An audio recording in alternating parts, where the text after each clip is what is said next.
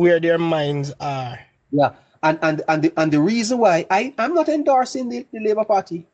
I'm not endorsing no political party in Jamaica, but No, I am telling you, Shane, that Dr. Holness and Dr. Chang, the Jamaica Constabulary Force, the church, I lift my hat to them, sir. and all credit should be I lift my given. hat to them. Yes, sir, because All credit they should have be done a given. very good job in fighting this monster, and it wasn't easy, O'Shane. I lived You it. I remember when we lived had it. to be institute every Sunday morning, the prime minister had to be calling state of emergency, sir.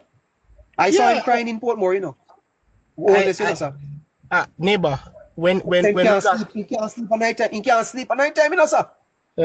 when we got to this point when we were calling state of emergency, I loved it, and I'm gonna tell you why.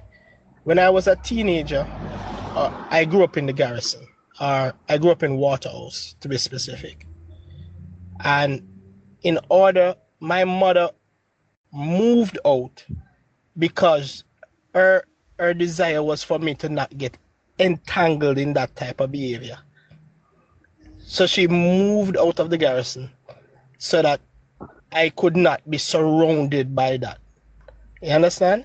And the reason being, when I was there, the reality is they really had no hope. They didn't see life beyond their community.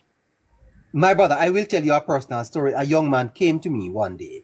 He was about 13 years old and said to me, begged me to take him in because where he lived every night, he had to come out of his house.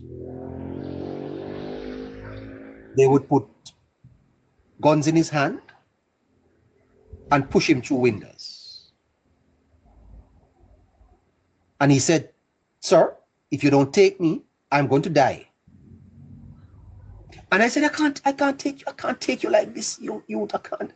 He said, "May I tell you, sir, if you don't take me, I am going to die."